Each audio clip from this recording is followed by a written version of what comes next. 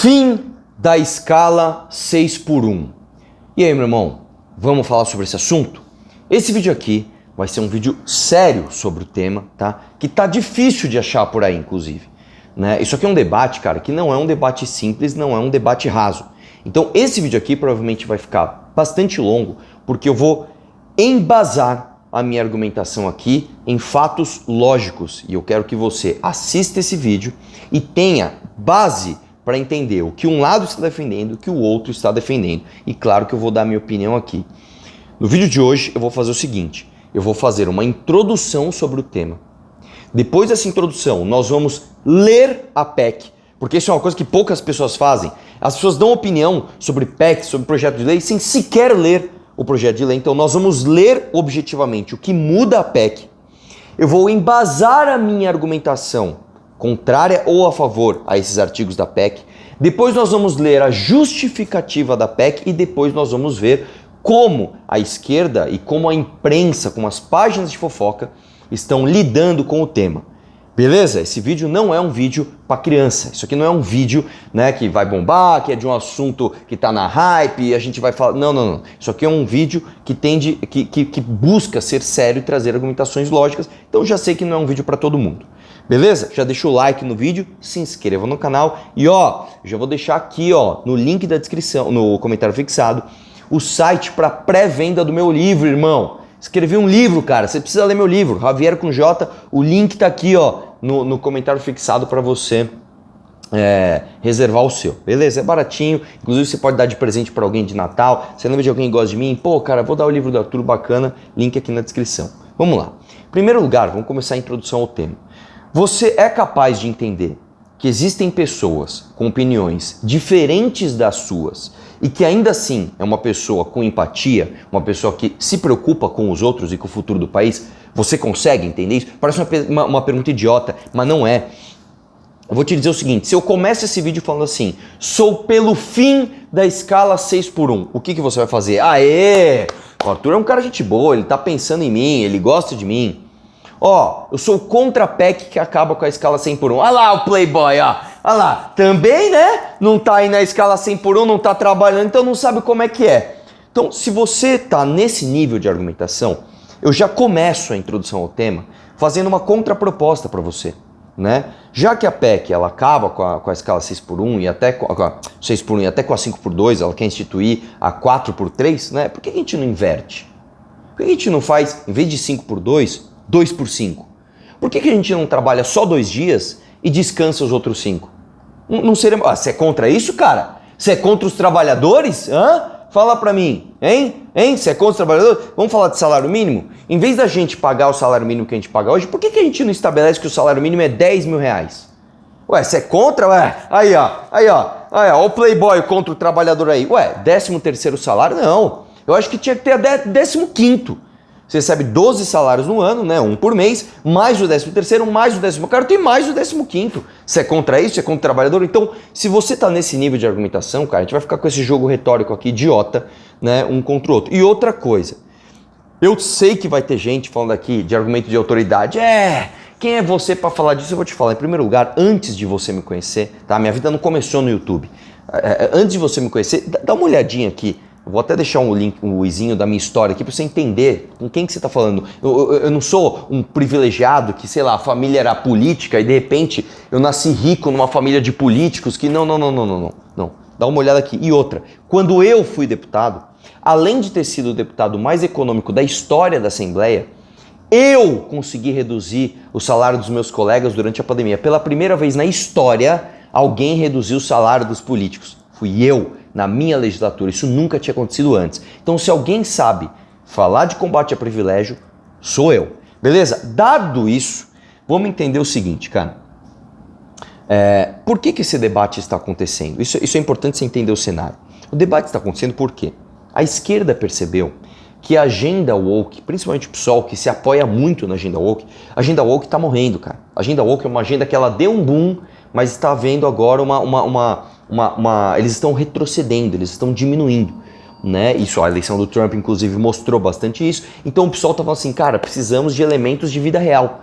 Vamos para o trabalhismo, vamos tratar de problemas e de dores reais das pessoas que não seja a cultura woke. Então, nós só estamos tendo esse debate por causa disso. Porque a esquerda woke está entendendo a morte da sua agenda, né? E a Erika Hilton, a gente falou disso aqui nesse canal, a gente falou nas lives.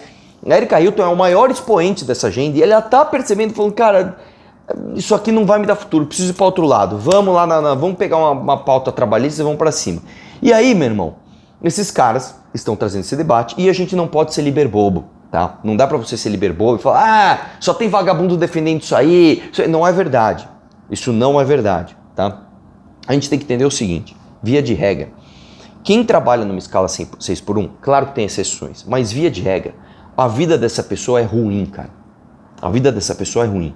Você trabalhar numa escala 6x1, cara, é uma escala muito, muito pesada. Você trabalhar 6 dias por semana e você folgar uma só, e para você ir pro seu trabalho você pega uma condição lotada, e quando você volta você não tem dinheiro para contratar empregado, então você ainda tem que cuidar da tua casa. Então não é uma vida fácil. Esse é o primeiro ponto que você tem que entender. E o segundo ponto, cara, é que o que todos nós queremos trabalhar menos e ganhar mais. E isto é certo. É correto que você busque como objetivo trabalhar menos e ganhar mais. Esse é o objetivo que você tem que ter na tua vida, certo? Para isso existem alguns caminhos. Então, eu vou começar reagindo a esse vídeo aqui, ó, que eu vi na Gina Indelicada, que assim, essas páginas de fofoca, elas estão explorando demais esse tema. Vamos ver um trecho desse vídeo aqui, ó, para você entender.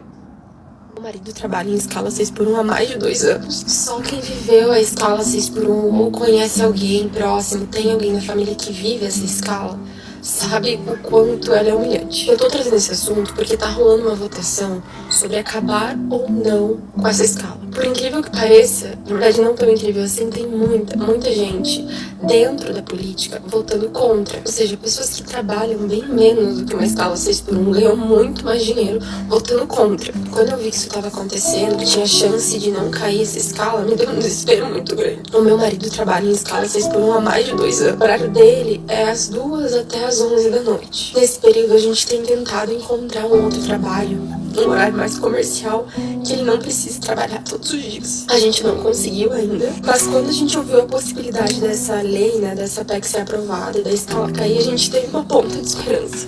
E pra você que quiser comentar, não, mas a escala 6x1 não é o fim do mundo, primeiro você... Meu marido trabalha em escala 6x1. Enfim, eu não vou ver o vídeo inteiro, tá?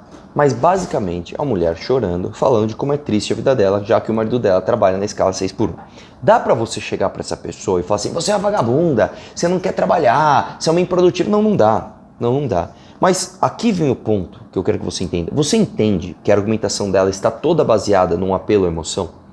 A gente sabe, cara, que a escala 6x1 é uma droga. Geralmente quem está nessa escala trabalha demais, tem uma qualidade de vida não muito boa. Agora, o lance é o seguinte, velho. Vamos trazer um debate racional para isso? Porque já que todos nós queremos trabalhar menos e ganhar mais, tá? A gente tem que entender uma coisa. Eu vou trazer números. Os números, eles são frios. Eles não vão chorar, eles vão trazer uma experiência de vida, mas eles vão trazer dados. Analisa esse outro vídeo comigo aqui, ó. É de uma página chamada BR Explore, e é assim, eu aconselho você a seguir essa página, inclusive, uma página bastante legal, dá uma olhada nisso, ó. Dos 203 milhões de brasileiros, 56 milhões estão sob o Bolsa Família, 53 milhões são crianças e adolescentes, 39 milhões são aposentados, pensionistas ou recebem auxílios, 12 milhões são servidores públicos e 43 milhões são empresários, empreendedores e funcionários.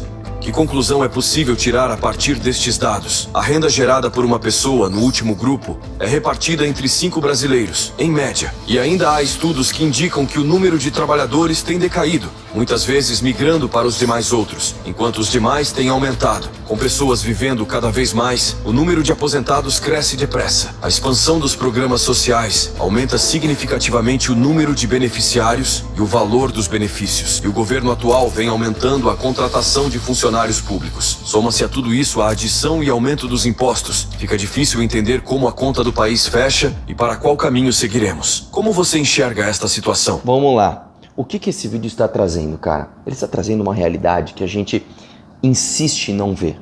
Nós vivemos num país pobre, de baixa produtividade, a gente já vai falar disso, tá? Em que as pessoas sonham com uma vida melhor, mas não entendem a origem dos seus problemas.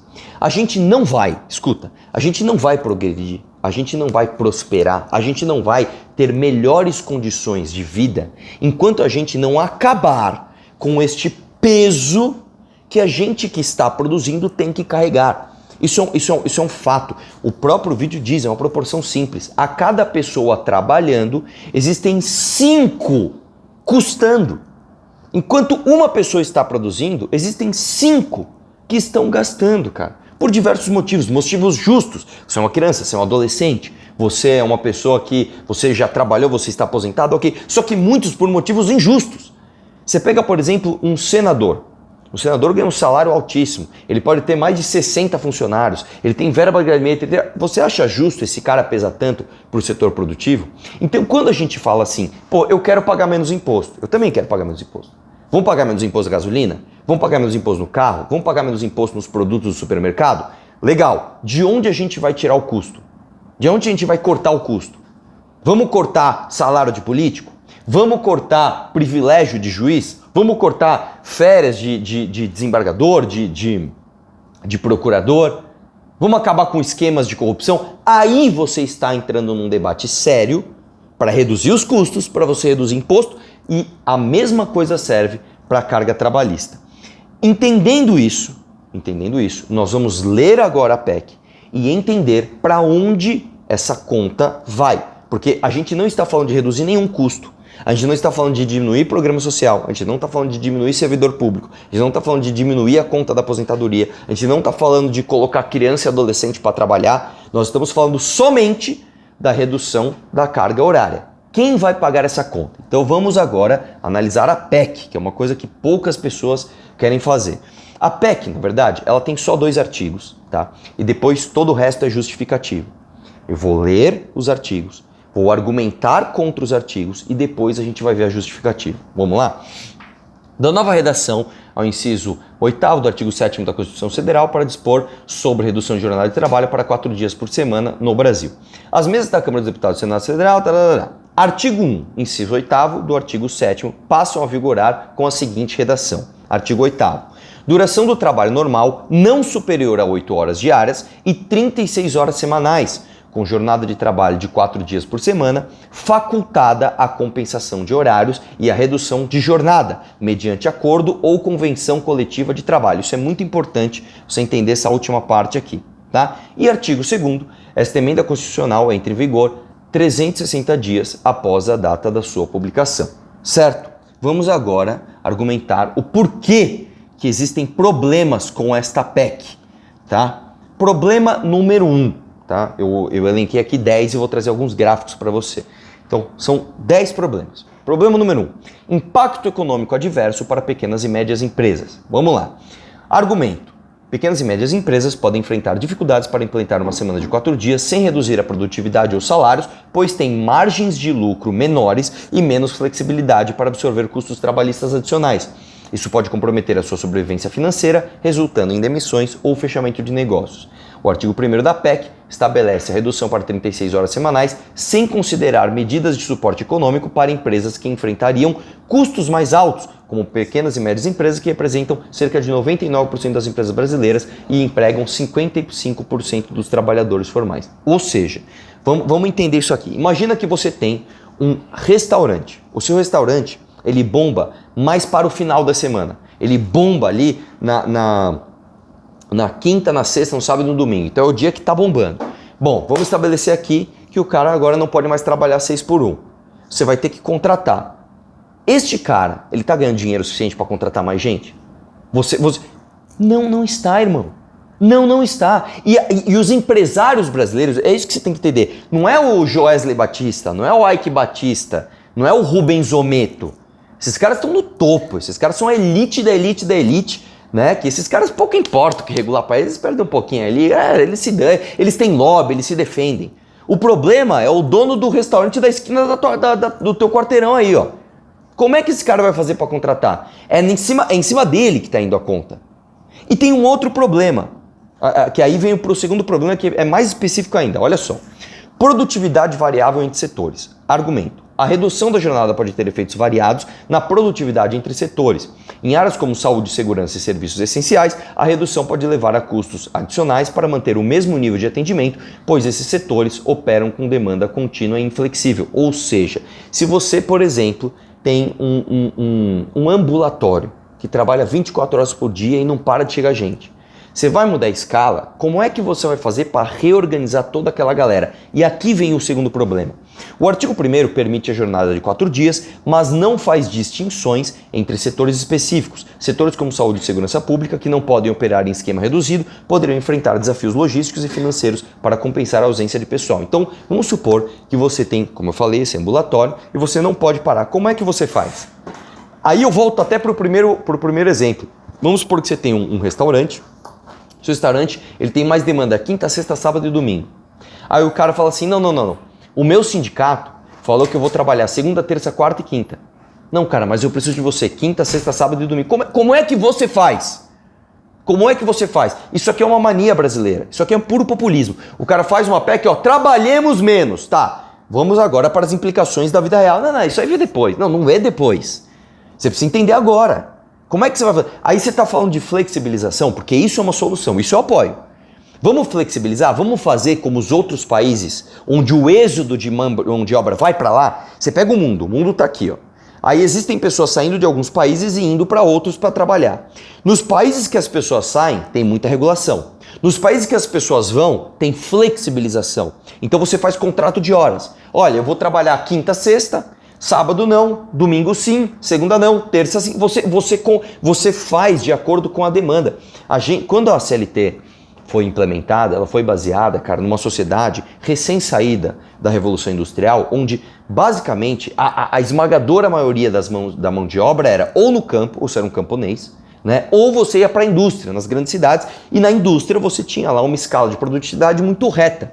Hoje em dia, cara, se você pega as grandes metrópoles, São Paulo, por exemplo, a maior parte da geração de emprego e renda e PIB e arrecadação não vem do setor industrial, vem do setor de prestação de serviço. E o setor de prestação de serviço, ele é muito variado. Então, por exemplo, você pega um profissional de TI, às vezes dá pau e o cara precisa trabalhar domingo de madrugada, mano. Às vezes segunda de manhã, tá todo mundo indo trabalhar, o cara tá tranquilo. Então você precisa de flexibilização, não de mais uma imposição. E aí eu vou trazer um outro dado aqui também que vai machucar, vai doer. Dá uma olhada nisso aqui. Isso aqui é um gráfico de produtividade do trabalho e horas/ano de trabalho em 2019. Quando você analisa o gráfico aqui, você pega, por exemplo, a China. A China, os caras trabalham muito, só que eles também produzem muito. Se você pega, por exemplo, o Brasil, olha onde o Brasil tá, cara. O Brasil trabalha pouco e produz pouco. Tem até a conclusão aqui desse tweet, ó. Dinamarca, Noruega, Alemanha, Holanda são nessa ordem os países do mundo onde, em média, se trabalha menos horas. São também alguns dos mais ricos e produtivos. Mas, quando esses países tinham a produtividade atual do Brasil, eles trabalhavam mais horas. O que ele está dizendo aqui? Vamos traduzir. Vamos supor que você tem 2 carros, você está comparando 2 carros. Um carro tem um motor de 50 cavalos e o outro tem um motor de 100 cavalos. Aí, esse carro que tem um motor de 100 cavalos, ele trabalha 1 hora e faz um determinado, sei lá, ele é um gerador. Ele gera, durante 1 hora, ele gera energia, ele trabalha, ele gera X energia, só que ele tem 100 cavalos. Aí você pega esse de 50 cavalos.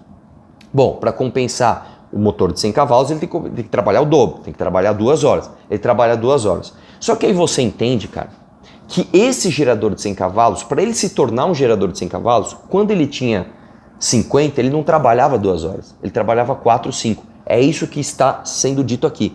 Os países onde você tem um modelo de trabalho, que é onde você trabalha menos, produz mais e ganha mais, quando eles estavam na situação do Brasil, o Brasil é um país emergente, tá? Quando eles estavam na situação do Brasil, eles trabalhavam mais. E digo mais, se você comparar o Brasil com outros países emergentes, você vai ver que nós produzimos muito pouco, nossa produtividade é horrorosa por diversos motivos, tá? Porque não é porque só tem vagabundo aqui não é isso não. É porque a gente tem muito feriado, é porque a gente tem um baixíssimo nível de tecnologia, as coisas aqui são muito arcaicas, tá? A gente tem principalmente leis trabalhistas muito engessadas, que não permitem que a produtividade deslanche, e a gente ainda por cima tem uma carga tributária pesada e complexa. Então não tem como você produzir muito, tá? Num país assim. Se não tem como você produzir muito, não tem como se trabalhar pouco. Você entende o problema, cara? Você entende? Nós estamos trabalhando muito, estamos. Um cara que trabalha 6x1, ele trabalha muito, bicho. Só que o recurso dele vai pra lata do lixo, porque ele paga privilégio de senador, ele paga pensalão, ele paga ineficiência do Estado, ele paga lobby de quem fecha o mercado para poucos players. Esse é o problema. Esse é o problema. Vamos lá. 3. Desafios na implementação e fiscalização. A PEC menciona a compensação de horários mediante acordo coletivo, mas não fornece orientações claras sobre como será monitorada e fiscalizada. Isso pode causar disputas trabalhistas, especialmente onde não há sindicatos fortes para negociar. O artigo 1º menciona acordos coletivos para compensação, mas não detalha como esses acordos seriam implementados de forma padronizada, criando potenciais conflitos de interpretação e dificuldades para assegurar a aplicação correta da nova jornada. Isso aqui é outro problema. No Brasil, meu querido, nós temos mais de 16 mil sindicatos. É sindicato para tudo. Pra você ter uma ideia, nós temos sindicato de quem trabalha em sindicato. Acredite. Nesses sindicatos, você tem a unicidade sindical, ou seja, numa determinada região, você só pode ter um sindicato para aquela categoria. Ou seja, não tem concorrência. Se este sindicato decidir alguma coisa naquela região e agradar ou desagradar os trabalhadores, você não tem como argumentar contra. E aí vem o pior. E se outro sindicato, em outra região, determinar outra coisa? Como é que se vai padronizar isso, cara? A PEC não deixa claro. Então não dá para assinar uma PEC dessa. Essa PEC tá cheia de jabuti. É como eu falei, essa PEC é um desejo. É como se eu escrevesse nesse papel amarelo aqui, ó. Eu desejo trabalhar menos. Tá, como? Não sei. Eu desejo trabalhar menos. Ah, você não tá assinando? Você quer me escravizar? É isso? É isso. A argumentação hoje tá assim, tá? Vamos lá. 4. Possível aumento do custo dos produtos e serviços. Ao reduzir a jornada sem reduzir os salários, o custo de produção de bens e serviços pode aumentar. Esse custo adicional pode ser repassado aos consumidores, encarecendo produtos e reduzindo a competitividade das empresas brasileiras no mercado. A PEC não prevê ajustes para amortecer o impacto financeiro sobre o custo dos produtos e serviços, mantendo os salários sem corte de horas trabalhadas. Esse aumento de custos sem compensação pode elevar os preços finais de produtos e serviços. E está aqui um gráfico. Impacto da redução da jornada nos custos e preços, e existe um índice de porcentagem comparando o cenário atual, a redução de jornada com salário igual, o impacto no preço do consumidor, e há uma expectativa de aumento de pelo menos 20% nos impostos para o consumidor. Então aquele cara que hoje já não tem poder de compra, quando ele for comprar alguma coisa, de cara vai estar 20% mais caro. Só que isso, cara, é só o primeiro degrau. Porque aí você começa a pegar as coisas em escala. Então vou dar um exemplo. Vou comprar borracha. Borracha está 20% mais cara. Tudo bem, vou fazer pneu. Se a borracha está 20% mais cara, meu pneu não vai ficar 20% mais caro. Ele vai ficar mais do que 20% mais caro. Aí eu vou ter que distribuir esse pneu. A distribuição vai ser 20% mais cara. Só que então o pneu vai ter o aumento da borracha, o aumento da distribuição, mais o aumento do próprio pneu. Então aquilo começa a ganhar uma escala absurda. E a gente começa a ter fenômenos, como a gente só tem no Brasil, de, por exemplo, uma coisa, sei lá, que nos Estados Unidos custa $10, aqui no Brasil não custa R$60, né? Que seria a conversão somente. Custa tipo 300. Porque além de toda a improdutividade, aí os caras ainda tacam imposto em cadeia. É esse o problema, bicho. Vamos lá. Argumento 5. Efeito incerto sobre o desemprego. A proposta sugere que a redução de jornada criará novos empregos, mas sem aumento da demanda, a criação de novos postos pode ser limitada. Além disso, custos adicionais podem motivar as empresas a automatizarem funções em vez de contratarem mais pessoas. O artigo 1º não inclui uma análise de impacto econômico que justifique o potencial de geração de empregos. Em experiências internacionais, como no Reino Unido, apenas 10% das empresas participantes do programa piloto reduziram o desemprego, ou seja, não funcionou. No Reino Unido não funcionou. Vamos trazer uma experiência mal sucedida para cá sem nenhum estudo? Vamos, porque isso é a cara dos populistas. Tá? Desafios para o setor público e serviços essenciais. Aplicar uma jornada de 4 dias no setor público em serviços essenciais, saúde e segurança pode causar lacunas de cobertura e obrigar a contratação adicional de pessoal para manter atendimento à população. A PEC aplica-se universalmente aos trabalhadores, mas não leva em conta as necessidades dos setores estratégicos, como saúde e segurança, que enfrentariam dificuldades para operar com menos dias de trabalho. Isso aqui é autoexplicativo, né?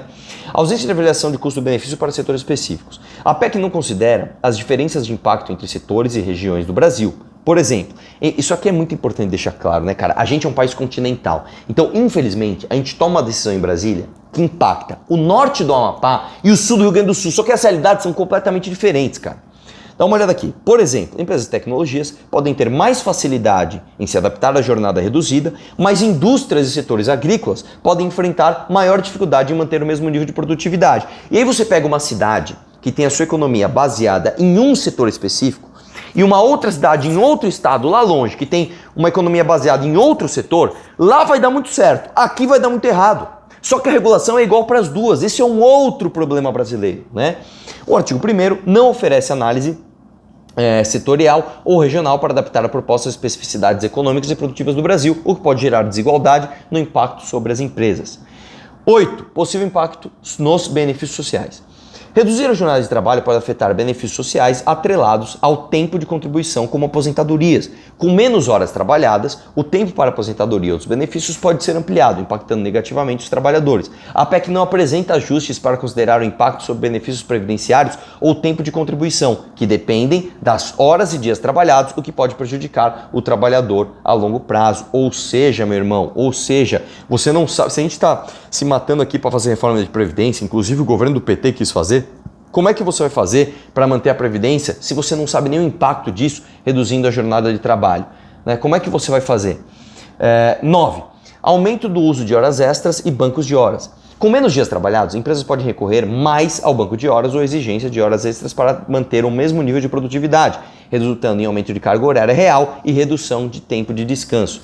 A PEC prevê a compensação de horários, mas não limita o uso excessivo de banco de horas. Sem diretrizes claras, isso pode levar a uma sobrecarga, anulando supostos benefícios da jornada reduzida. Isso aqui também é autoexplicativo. E 10. Falta de consultas públicas com empresários e trabalhadores. A PEC foi proposta com base em um movimento popular, mas não há movimento popular, pera lá também, né? Mas não há menção a consultas públicas ou diálogos com associações empresariais e representantes de diversos setores. A ausência de uma consulta ampla pode resultar em uma medida inadequada para as necessidades das empresas e trabalhadores. O projeto menciona apoio popular, mas não cita consultas com associações de classe ou estudos com participação de representantes de empregadores e trabalhadores, o que enfraquece a representatividade e robustez da proposta. Eu vou deixar um link aqui para você baixar essa PEC, tá? Mano, pelo amor de Deus, cara. Ela tem aqui, ó, vou até te mostrar, ela tem 7 páginas, bicho. Uma página é o artigo. As outras todas são justificativas que nós vamos ler agora. Eu vou ler junto com você as justificativas da PEC, tá? Eu peço desculpa que o vídeo está ficando muito longo, mas eu vou deixar depois cropado aqui embaixo para você ir no minuto específico, se você quiser, que depois a gente ainda vai ver. Dada toda a argumentação, nós vamos ver o que a esquerda está falando. Então, veja só, para eu não ser acusado levianamente de que eu estou dando uma opinião sem saber, veja, eu estou lendo a PEC junto com você, eu estou trazendo argumentações lógicas para depois a gente analisar tudo que estão falando sobre essa PEC e você vai ver, cara, que infelizmente o debate está no emocional. Ele tá tipo assim, ó, vamos trabalhar menos, hein? Se você for contra, você quer escravizar as pessoas. Mas peraí, cara, existe um estudo de impacto econômico, os caras não estão dando mínima para isso. Vamos lá? Vamos lá. Justificativa. A emenda à Constituição surge a partir de demandas e reivindicações dos trabalhadores por meio de mecanismos participativos como a participação pública online do movimento Vida Além do Trabalho. Organizado pelo trabalhador Ricardo Azevedo, em que quase 800 mil brasileiros e brasileiras cobram no Congresso Nacional o fim da jornada 6x1 e a adoção da jornada de trabalho de 4 dias na semana, evidenciando a relevância e o respaldo significativo da sociedade em relação à necessidade de reformas na legislação trabalhista. A alteração da proposta da Constituição Federal reflete um movimento global em direção a modelos de trabalho mais flexíveis aos trabalhadores. Isso aqui, irmão, eu diria para você o seguinte, como é que você tem a cara de pau de vir me falar de movimentos globais de flexibilização de trabalho? Se tem uma coisa que o Brasil está de fora e que a esquerda propiciou isso para nós, é a não flexibilização dos trabalhos brasileiros. Reconhecendo a necessidade de adaptação às novas realidades do mercado de trabalho e as demandas por melhor qualidade de vida dos trabalhadores e seus familiares.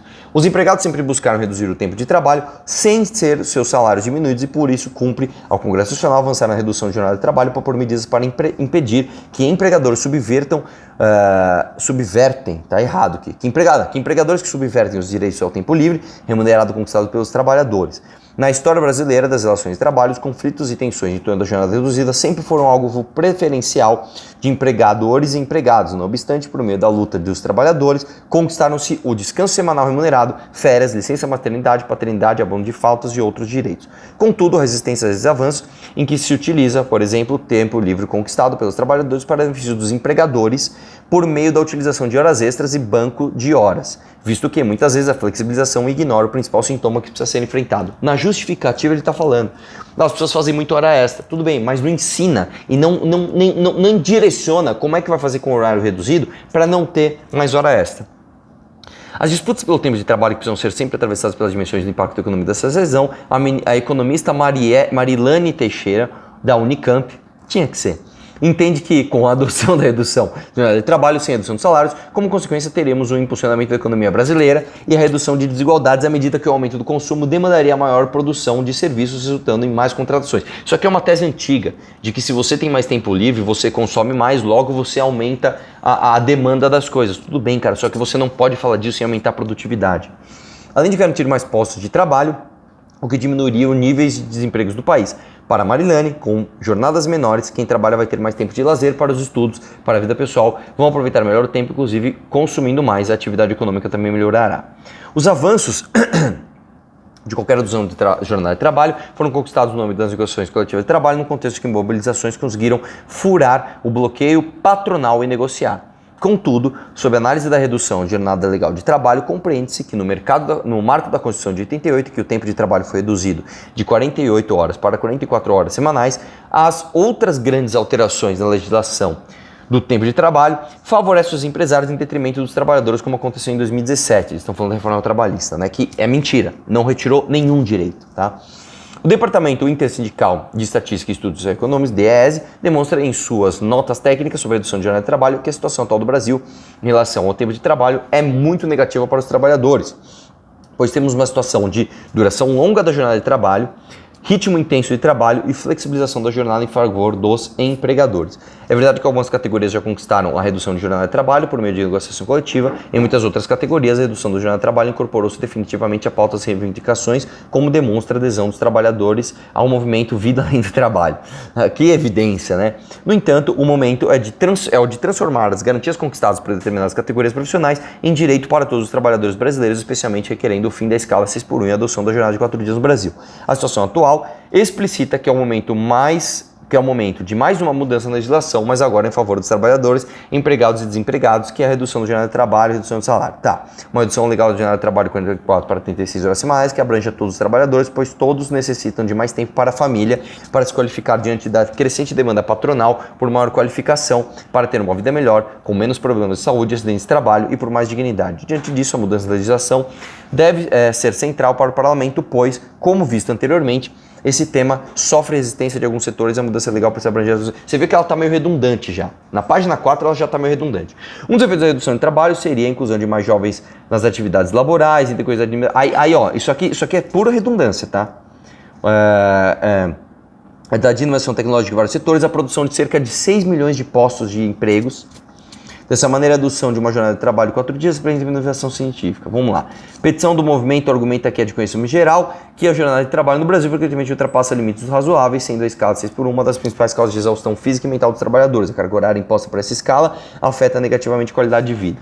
Em razão desses fatores, deve-se reavaliar as práticas de trabalho que afetam a saúde, o equilíbrio da vida profissional, a experiência de carga...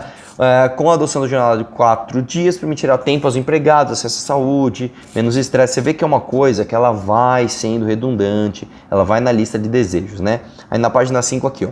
Há 26 anos foi mudada a jornada de trabalho de 48 para 44 horas semanais e estamos partindo para uma atualização. A semana de 4 dias seria uma redução da semana de trabalho de 44 horas para 36 horas, de modo que se resguarde o mesmo salário e os mesmos benefícios dos trabalhadores atualmente.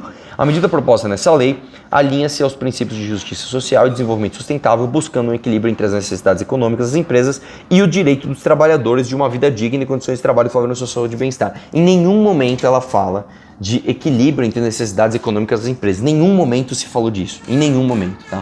Cadê aqui? No Brasil, o programa piloto de implementação de jornada de 4 dias começou a ser realizado pela Reconnect Happiness at Work, em parceria com a 4-Day Week Global and Boston College, e teve seu início em setembro de 23. Cerca de 22 empresas com até 250 colaboradores uma empresa de 250 colaboradores, tudo bem que ele falou até, né? Já não é uma empresa tão pequena, tá? A maior parte das empresas do Brasil não tem nem metade disso. A maior parte das empresas do Brasil é uma pessoa, 2, 3, 5 no máximo, tá bom? Mas vamos lá. Aderir à iniciativa, em que os resultados do projeto no país apresentaram projeções importantes para a transição das jornadas de trabalho para um modelo de 4 dias, em que é possível observar menor número de faltas de empregados e produtividade em alta, em razão da adoção de estratégias organizacionais para modelos da empresa. Os resultados do programa piloto do Reino Unido, 2023, por exemplo, são muito relevantes para comparar essas experiências brasileiras. 2.900 colaboradores e 61 empresas participaram do propósito, 92% das empresas continuarão com a semana de 4 dias após o término da avaliação, 39% dos colaboradores se sentiram menos estressados, 71% reduziram sintomas de burnout, 54% acham mais fácil conciliar a vida profissional com vida pessoal. Isso aqui tá óbvio. Só que é uma coisa, cara, você não falou que ali simplesmente não gerou mais emprego. Então você pegou empresas que tinham essa margem, que tinham essa gordura para queimar. Eles conseguiram manter essa jornada sem ter que contratar mais, né? Isso aqui não funciona, por exemplo, para setores estratégicos como saúde e segurança. Ou funciona? Traz o estudo e a gente pode discutir aqui. Um dos mais significativos impactos mensurados foi o aumento de 1,4% da receita comparado com o período similar dos anos anteriores. As receitas das empresas aumentaram em média 35%. Além disso, o turnover, que seria a taxa de rotatividade dos empregados, reduziu 57%. Cara, não dá para você falar de rotatividade no trabalho num período tão curto, né?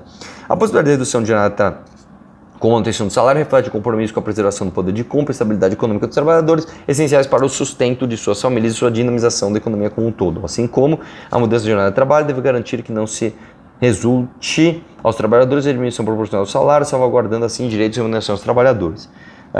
Ela fala aqui, né, finalmente, a iniciativa legislativa aqui apresentada posiciona o Brasil na vanguarda das discussões sobre o futuro do trabalho, alinhando as práticas trabalhistas do país às tendências globais de flexibilização e humanização dos ambientes de trabalho. Tal abordagem não apenas beneficia os trabalhadores, promovendo saúde, bem-estar e este maior equilíbrio entre vida pessoal e profissional, mas também oferece a empresas a oportunidade de inovar em suas práticas de gestão. Tem uma oportunidade de inovar, tá? Ela é compulsória, mas é uma oportunidade. Potencializando a produtividade, criatividade e satisfação dos empregados. Esta emenda da Constituição, portanto, é um passo importante no mercado mais justo, sustentável. Frente ao exposto, solicitamos então apoio dos pares, Então, é isso daqui, tá? Dada esta justificativa, que, lembrando, justificativa é esta que para mim me pareceu muito mais uma lista de desejos. Você não tem estudos, ele citou um estudo muito específico do Reino Unido, que eu já mostrei anteriormente, que não teve um resultado satisfatório. Então, você precisa, de fato, de uma justificativa que traga um monte de estudo, uma série de representações. Foram feitas reuniões, foram feitas audiências, foram feitos estudos aqui, comparamos com tal país. Deu certo aqui, deu certo ali. Aí você tem uma justificativa.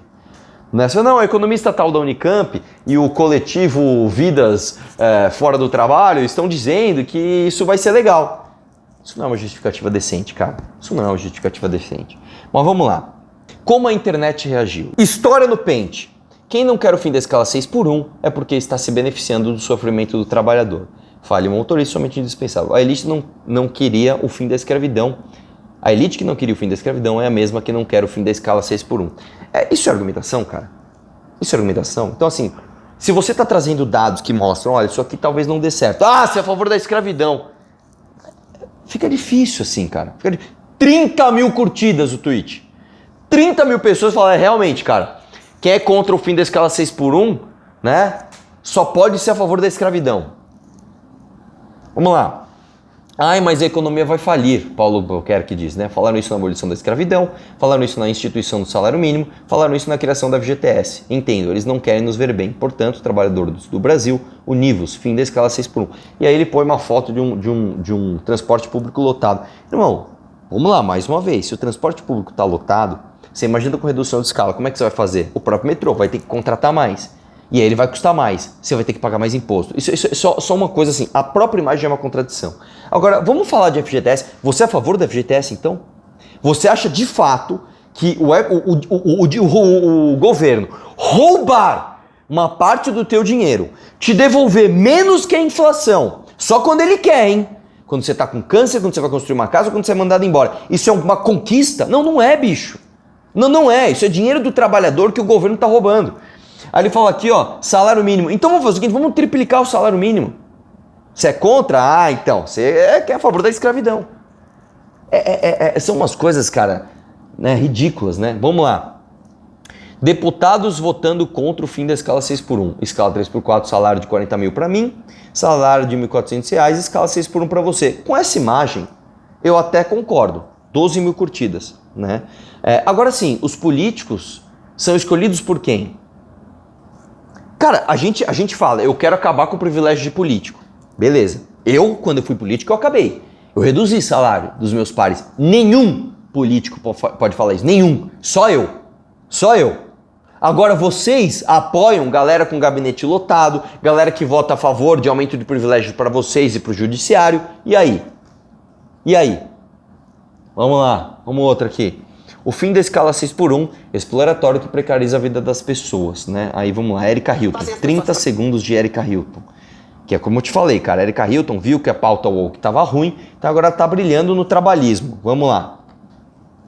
Eu juro, cara, eu falei isso numa live semana passada, bicho. É só procurar a live. Eu falei, cara, você pode... foi quando a gente falou da eleição do Trump. Eu falei, mas você pode ter certeza que a esquerda woke vai tirar a mão dessa parte e eles vão mais para quem acertou nesses últimos anos o PT, então vamos pro trabalhismo. Eu falei isso semana passada, bicho. O fim dessa escala exploratória que precariza a vida das pessoas, fazem as pessoas trabalharem 6 dias para conseguirem folgar e a pessoa não vive, e a pessoa tem que abandonar a família, os filhos, a escola. Que modelo de trabalho exploratório é esse que nós temos ainda hoje no Brasil? De que maneira nós tratamos a classe trabalhadora nesse país? Então quer dizer, a pessoa vive para trabalhar, não vive para viver, e ainda ganha um salário ínfimo, é desrespeitada e uma série de camadas. Escala 6x1 não dá, nós precisamos de uma escala mais humana e mais respeitosa. Muito bonito o jeito que ela falou, tal, meteu o pau na escala 6x1, que realmente é uma merda. Aí eu pergunto pra você, tudo bem, Érica, como é que a gente vai fazer para manter o preço dos produtos igual? Reduzindo a escala de trabalho sem reduzir o salário. Mas eu faço uma contraproposta para você, vamos também pagar menos imposto? Vamos cortar imposto de gasolina, vamos cortar imposto do açúcar, do café, sei lá, aqui açúcar ainda é cesta básica, né? Mas vamos cortar o imposto do vinho, vamos cortar o imposto dos produtos de maquiagem que você gosta tanto de usar. Legal, para cortar imposto tem que cortar custo. Vamos começar cortando custo do seu gabinete? Vamos cortar o fundo eleitoral que o pessoal usou pra caramba? Que nós, infelizmente, sem o fundo a gente consegue brigar, bater de frente com vocês? Aí eu quero ver, falar com essa mesma veemência. Aí eu quero ver, vamos lá. Simplesmente, Erika Hilton. Mais hoje no nosso... Né? Mais Erika Hilton. Sai na zero. Simplesmente Erika Hilton no seu posicionamento de forma clara e incisiva sobre o fim da escala 6x1. Até o momento a PEC recebeu apenas 71 assinaturas dos deputados, ainda faltam 100. Vamos lá, vamos ver a Erika Hilton lacrando de novo. Vai. Nós sabemos que os profissionais hoje no nosso país, em especial os precarizados, os mais vulnerabilizados, aqueles que ganham menos, aqueles que podem morrer de trabalhar, não chegarão a muito longe, porque as condições de trabalho e a remuneração desses trabalhadores não os permitirão. Muitas vezes tem a sua qualidade de vida afetada, a sua saúde emocional e psicológica afetada por esta lógica do trabalho 6x1. Outros países do mundo melhor desenvolvidos do que o nosso e que entenda a relação do trabalho de uma maneira não Vamos lá, que lindo, Érica. Vamos falar dos países desenvolvidos? Vê se nesses países desenvolvidos tem FGTS. Vê se nesses países desenvolvidos tem um rombo de previdência desse tamanho. Vê se nesses países desenvolvidos existe essa aberração, essa coisa ridícula que se chama 13º, que as pessoas... é um salário a mais. Não é um salário a mais, mano. Você tá ganhando 1/12 a menos todo mês. Não é um salário a mais, pois você não ganha a mais. Você ganha a mesma coisa, só que o dinheiro não vai para tua mão no mesmo mês, ele se segura pro final do ano. É isso. Tá? Vamos ver se nesses países desenvolvidos você tem uma CLT absurda como essa. Vamos ver se nesses países desenvolvidos você tem o tanto de funcionários públicos obsoletos como temos aqui. Que aliás, você sabe que o Brasil, em termos populacionais, o Brasil é um dos países que tem menos funcionários públicos em relação ao tamanho da população. Só que é um dos países que tem mais gasto com esses funcionários. Ou seja, é pouca gente ganhando muito. Vê se nesses países, Érica, tem 16 mil sindicatos. Tá? A média de sindicatos no mundo é de 200, 300, 400. Aqui tem 16 mil. A nossa justiça trabalhista ela custa mais do que o dobro da justiça trabalhista mais cara do mundo. A nossa justiça trabalhista, ela custa mais do que os processos que ela julga. Se a gente falar assim, ó, não tem mais justiça trabalhista, todo mundo que pediu levou. Custaria mais barato pro Estado do que manter a justiça trabalhista, cara. Aí você quer falar o quê de país desenvolvido, filho? Nós estamos muito longe disso ainda. Vamos fazer o seguinte, Érica. Que tal a gente pegar e falar o seguinte, ó, nós vamos acabar com a escala 6x1 e todo mundo que precisar contratar mais gente, e um monte de gente vai precisar, que seja pequeno e médio empresário, então os gigantes que se fodam, pegar as grandes redes, os milionários, esses que se fodam. Vão pegar os pequenos e médios empresários, que são 99% do Brasil, beleza? E se eles tiverem que contratar mais, a gente subsidia isso daí, tirando de... A gente pode tirar de 3 lugares. Número 1, de salário de político, de promotor e de desembargador. Então propõe isso na PEC, ó. Quanto vai custar aqui para subsidiar as empresas que vão precisar contratar mais? X. Esse X vai sair do salário desses caras. 2, de banqueiros, né? Principalmente os amigos do Lula. O Itaú teve um lucro de 18% a mais, né? A soma do lucro dos bancos deu 144 bilhões, se não me engano. E 3, dos empresários, dos maiores empresários do Brasil ligados ao governo. Sabe o Rubens Ometo? Sabe o Joesley Batista? Sabe o Ike Batista? Vamos pegar desses caras, ó, a cada funcionário que um restaurante precisar contratar, esses caras, Ike Batista, Joesley Batista, vão pagar o salário, vão subsidiar o salário desse cara? Aí beleza, mano. Aí eu vou falar, porra, tua proposta faz maior sentido, vamos pra cima. Vamos lá? Vamos fazer assim? Aí não, né? A gente não tem a solução ainda. Só tem o pagar de boazinha aqui pros trabalhadores, né? E tem gente de direita caindo nesse papo, hein? Vamos lá. Érica Hilton, a bancada que é contra o fim da escala 6x1 se vivesse na década de 60, considerado desastroso para o país, um 13º mês de salário. Cara, de novo, cara, assim, você achar que o 13º é um salário a mais, é muito triste, cara.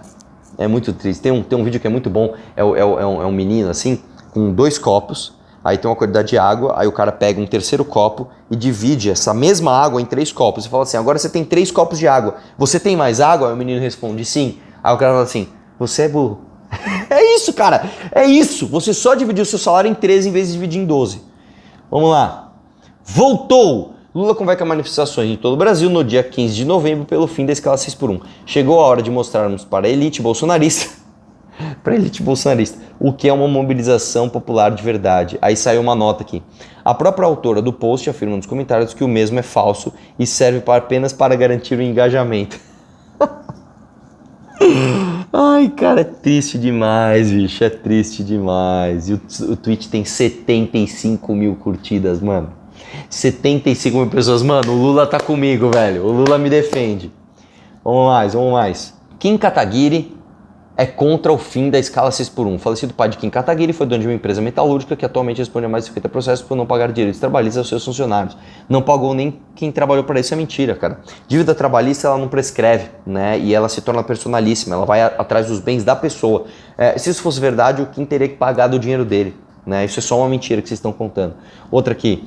MBL é contra o fim da escala 5x1. Quem diria, né? O líder que deixou um rombo de milhões no escudo dos funcionários das empresas falidas, agora contra o fim da escala 6x1. É só ataque pessoal, só apoio pela emoção. Quebrou várias empresas e agora quer um partido para garantir uma mata 3x4. Fim da escala 6x1 e ainda mete uma foto do Renan num jatinho, como se ele fosse um mega empresário. Não, cara, o Renan comprou empresas falidas. Ele comprou empresas que já tinham as dívidas trabalhistas. Ele comprou as dívidas. É pior, ele tomou para si uma responsabilidade que não era dele. É o que eu tô falando, cara. É muito difícil fazer um debate sério com essas pessoas. E eu tô vendo, infelizmente, pessoas de direita caírem nisso. Então, esse vídeo aqui, ele tá longo. Eu sei, ele tá com quase 1 hora.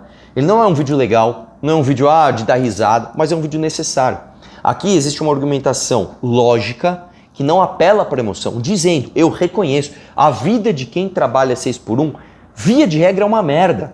E não dá para ser liberbobo e falar, é só tomar banho gelado e se esforçar mais que você consegue. A verdade não é essa. Só que você acabar com a escala 6x1 é fazer com que essas pessoas fiquem ainda mais pobres, porque ela vai perder o poder de compra e 99% dos empresários brasileiros que são pequenos, tá, vão falir. É isso. Vamos pôr a conta então para pagar nos banqueiros, aí beleza. Nos políticos, aí eu tô com vocês. Entendeu? Fazer o populismo sozinho é fácil. Quero ver falar de onde vai tirar. Enfim, é isso. Compre meu livro, irmão. Tá aqui, ó, no comentário fixado. Um abraço, vamos questionar tudo.